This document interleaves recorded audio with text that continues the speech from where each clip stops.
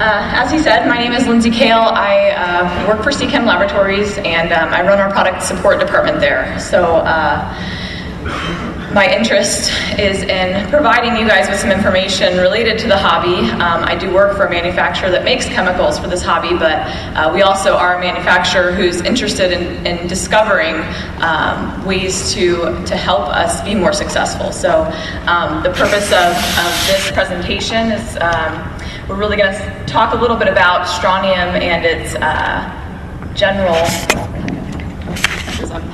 We're going to talk about strontium and its mechanisms in general as far as what it's involved in for calcification, and then we'll go into a little bit later something that we looked at as far as a study is concerned and looking at strontium and whether or not it actually impacts growth rates in corals.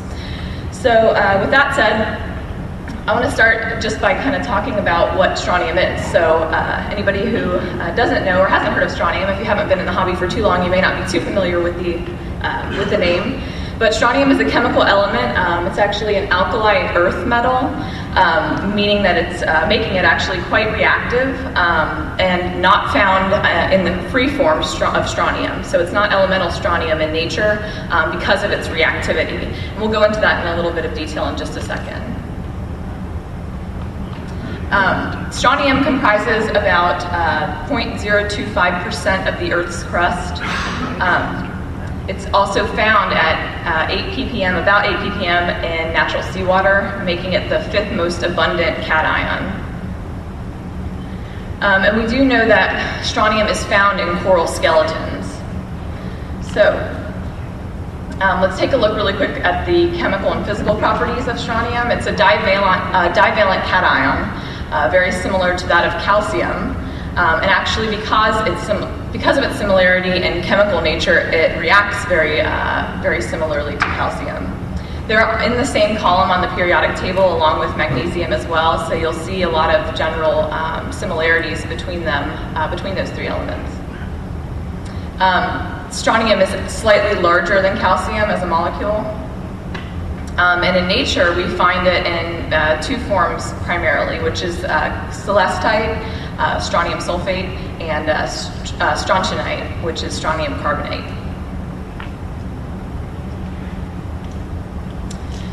So if you've been in this hobby for a while, or really even if you've been in this hobby for not a while, you'll know that there are a lot of inconsistencies and uncertainties, if you will, with regard to strontium and whether or not it's necessary in dosing to aquariums.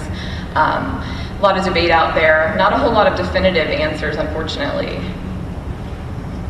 So a couple of things we do know about strontium based on research that's been done by other people is that strontium is found in coral skeletons at varying ratios. So you'll find that in corals that have different calcification rates, you'll find different ratios of strontium to calcium. So even within the same coral, if it's a coral that grows at its base, it actually grows slower at its base, and so apically growing corals grow faster, and studies have found that strontium is actually more heavily present in areas of slower growth. So on the same species of coral being examined, you'll actually find, or they've actually found that strontium levels are higher at the base of corals than at the apex of corals because of calcification rates and the difference between that. So the deposition of strontium in coral skeletons or in aragonite is actually temperature dependent. That's been studied in an inorganic way by precipitating aragonite, and it's also been found by actually studying calcification of corals, and that at a higher temperature, less strontium is incorporated into aragonite. So as the temperature gets colder, they're actually find that the ratio is higher of strontium. So, like I said before, different sections of the same coral, it'll have an overall coral strontium to calcium ratio, but that's made up of different parts of the coral, which can have very different calcium strontium ratio. So a couple of things that we don't know about strontium relative to corals and that we might want to know specifically for our purposes. Is strontium required for effective coral calcification and or survival? There's really not been any work done that says, do suppressed strontium levels affect coral growth rate? There's probably a couple of reasons for that. One being that most people that are doing these studies are doing this for a purpose of the environment, looking at the oceans, and you're not really going to find suppressed strontium in the ocean. It's a pretty constant amount of strontium depending on the area, but really not any areas where you're going to find very, very suppressed strontium. You'll get a little bit of variation in the amount, but not too much.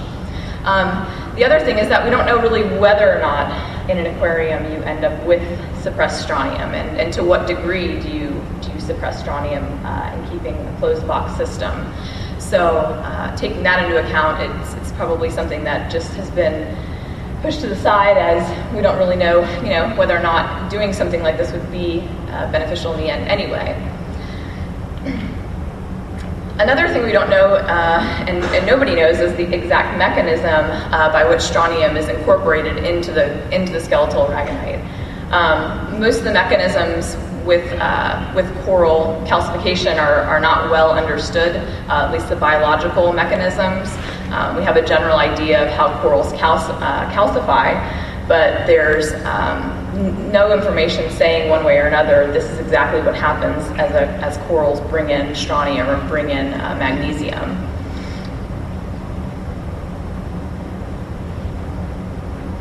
So I'd like to just briefly touch on the aspect of calcification and what we do know about how corals grow.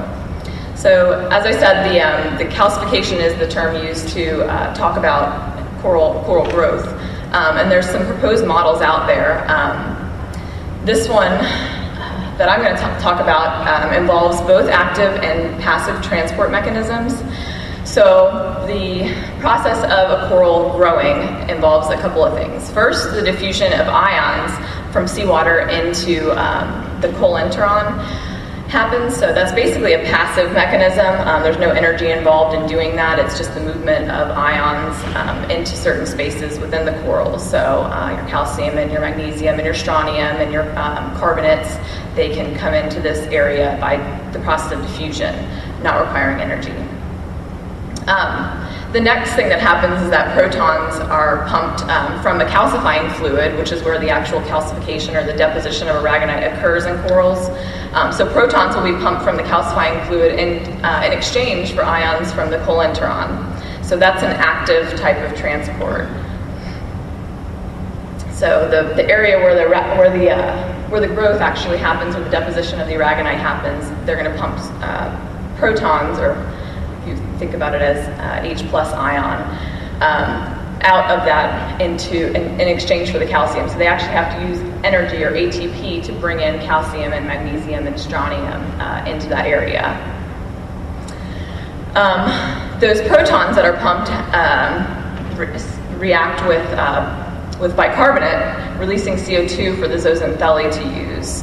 So the symbiotic algae actually can utilize the CO2 that's produced from the proton being pumped out. And then the pH is increased in the calcifying fluid by the export of those protons, generating a higher carbonate concentration and basically increasing the saturation of calcium carbonate. And that's what actually causes the deposition of aragonite.